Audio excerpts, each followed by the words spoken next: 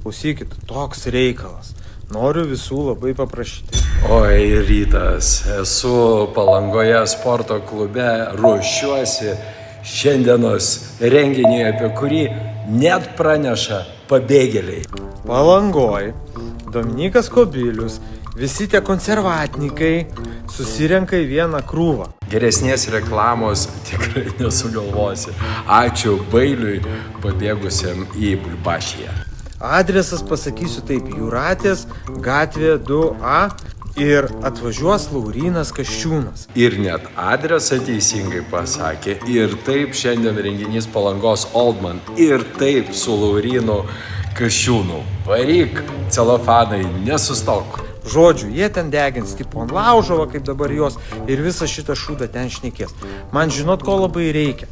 Kas nors nueikit, vis tiek būsit Palangoje iš visų miestų, kas be esat iš mano sekėjų. Ir kaip prieš pradedant tą renginį, pafilmuokit visus, kas ateina į tą renginį. Tiesiog jų snukelius, kad pamatyčiau. Pafilmuokit, pafotkinkit ir jeigu klaus, kam reikia, tai man reikia. Jeigu kas nors paklaus, kodėl fotografuojate, sakykit, celofanui reikia. Šitas man geriausias. Tai jeigu kas galit, nueikit, pafilmuokit, bet galit drąsiai sakyti, va, viešoj vietoje filmuoja ir nėra pažeidimų. Atsiųskit, kam reikia.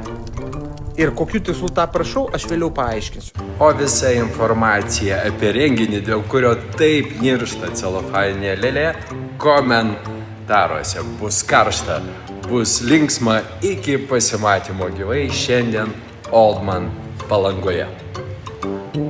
Geras šitas.